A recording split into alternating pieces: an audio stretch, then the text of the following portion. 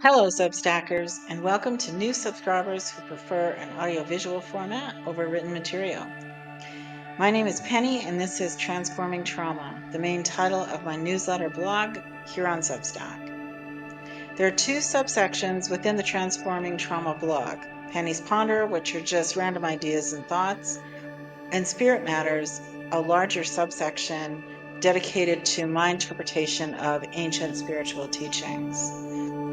This podcast includes audiovisual formats from posts in all three sections and will cover topics such as trauma healing techniques, ancient spiritual practices, and personal reflections.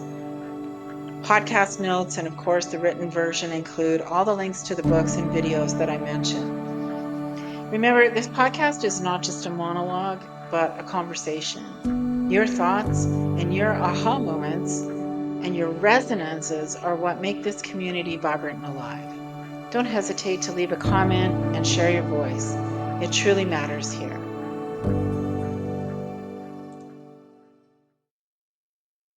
Today's post is entitled, "Which Feeling Are You Feeling?" It was originally published February 6th, 2024. For years, I've believed, well, actually, deep down in the core of my being, I've known that somewhere along the journey of my life, I was supposed to share what I've learned with others so that maybe they could learn from my experience and help themselves.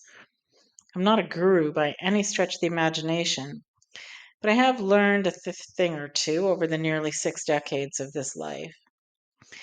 When I reached a state of healing where I thought I understood enough about the healing process that I had undergone, I came up with an original way to describe it, and I called that Mind Files, and I self published a book entitled Mind Files.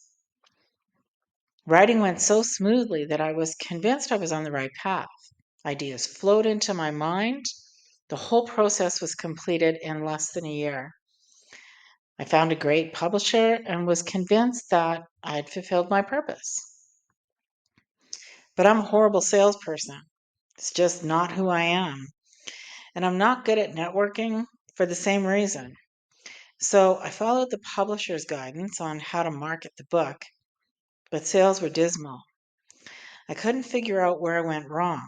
Professional reviews of the book were positive. I was even given a decent review from Kirkus Reviews, which, according to my fiction writing neighbor, is difficult to achieve.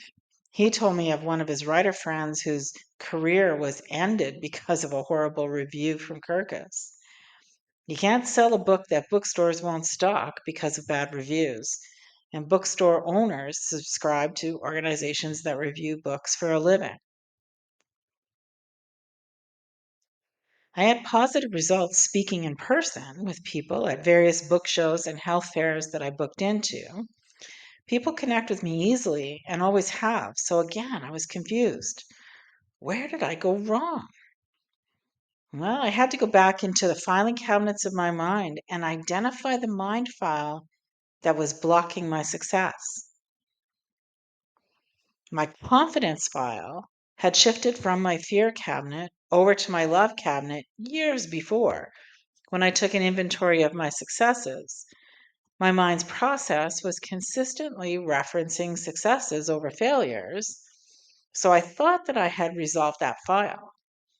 But when my experiences weren't matching my expectations, I realized that I hadn't resolved that mind file at an emotional level. I'd only intellectually understood it. When I revisited the file, I found several negatively charged filters with a high level of intensity. Deep down at the core of my being, I didn't believe in my realized confidence. I only thought I did. Years of constant criticism from pretty much every person in my life had supercharged the nervous, anxious feeling filter. Constant criticism creates a habit of doubt, and habits are hard to break. At the time, when I couldn't figure out how I was failing and how to create success, the frustration filters began accumulating in the file and it shifted back into the fear cabinet. Eventually, I discovered that I wasn't excited to share, I was desperate to share. And when I didn't receive the validation that I thought I'd earned, I became angry and frustrated and depressed. I tried, but I'd failed.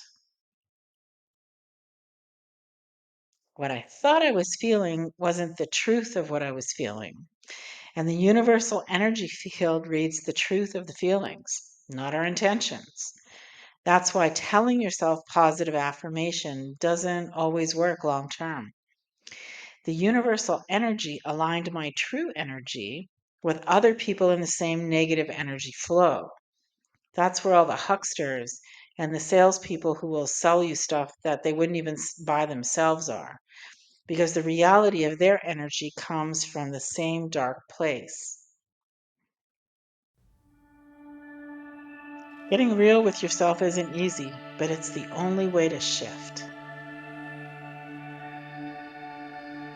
Thanks for watching and listening, or watching and listening. I hope you heard something today that can help you help yourself. Thanks for being a part of this transformative journey with me. Your support, whether it's through liking, commenting, or sharing this podcast, is invaluable. If you're enjoying the content, consider joining my Substack community. Together, we can delve deeper into transforming our trauma through ancient teachings and continue our shared exploration of the healing process.